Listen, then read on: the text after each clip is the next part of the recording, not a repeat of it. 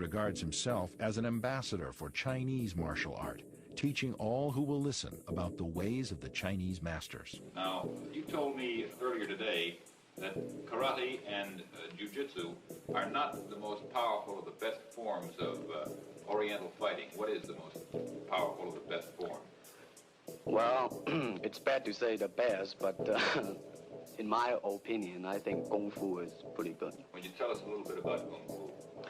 Well, Kung Fu is originated in China.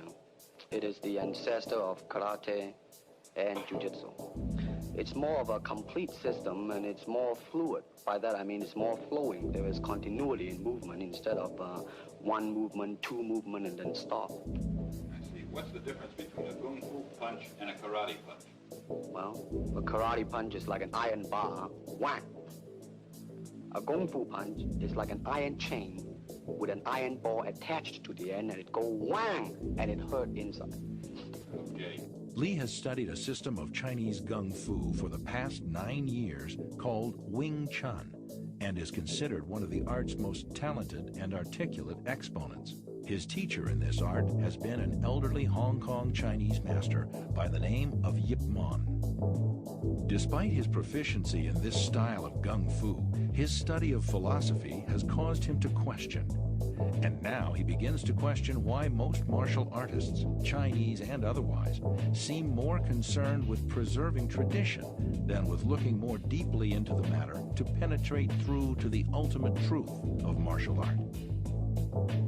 Moreover, Lee has begun to develop his own method of Gung Fu, which he describes as non-classical in nature and which takes as its core the principles of economy of motion, simplicity, and directness.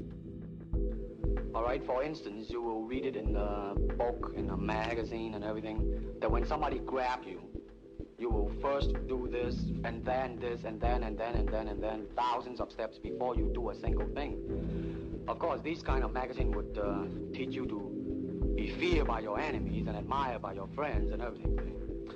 But in Kung Fu, it always involves a very fast motion. Like, for instance, a guy grabbing your hand. It's not the idea to do so many steps. Step him right on the instep. He'll let go.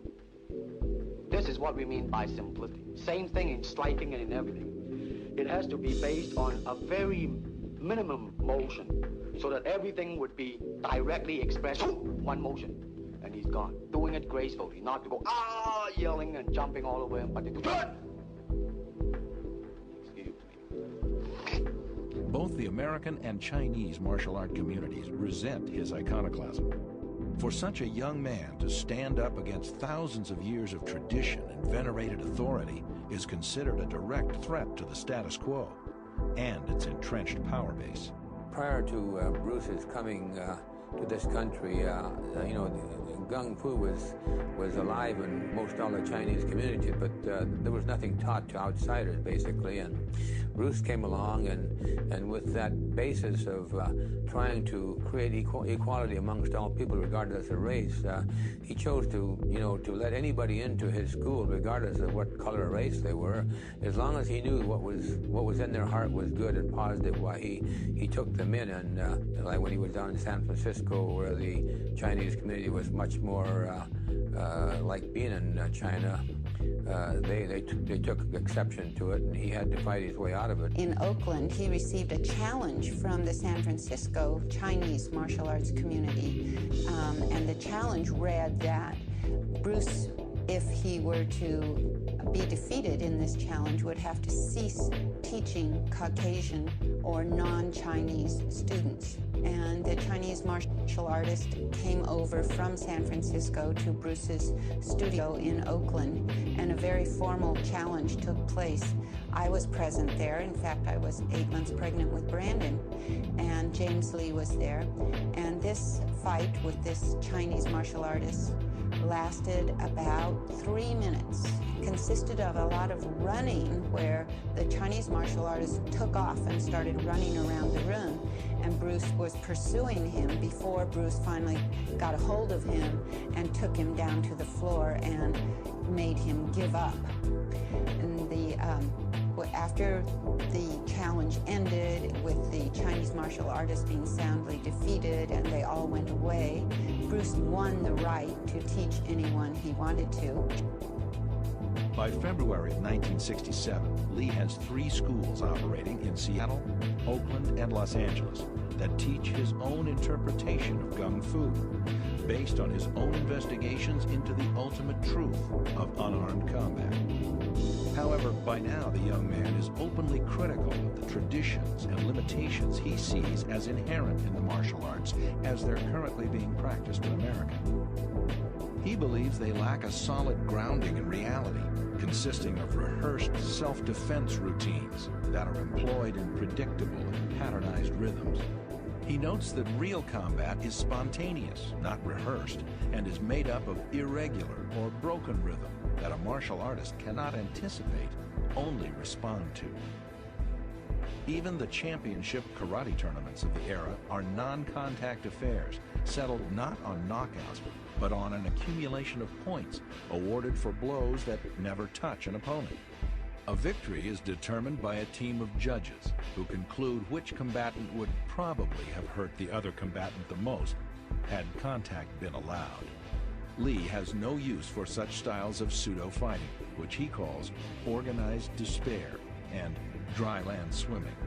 Lee's criticism of the arts can be attributed in part to his background in Hong Kong, which consisted not of non-contact karate tournaments, but full-contact street fights and challenge matches fought on Hong Kong rooftops. When not fighting against proponents of different styles of Gung Fu on rooftops, Lee had also fought frequently against opponents who had been armed with knives and chains. In such real-world encounters, referees and judges were not necessary. Rather than participating in non-contact karate tournaments, which he considers little more than glorified games of tag, Lee instead devotes himself to devising a more scientific approach to unarmed combat. His research leads him to the science of Newtonian physics and the techniques and principles of European fencing and Western boxing, where efficiency, not tradition, are the touchstones of both disciplines. Lee's research causes him to understand that the only litmus test of a combative technique's worth is whether or not it can be landed effectively on an opponent. Anything that's ornamental is discarded from his style. He retains only those techniques that he himself has determined to be practical in real self-defense situations. Lee is the first martial artist in North America, if not the world, to have his students don boxing gloves, headgear, and body protectors and spar all out. Nothing is rehearsed, no punches are pulled, and full-contact, reality-based martial art is the order of the day.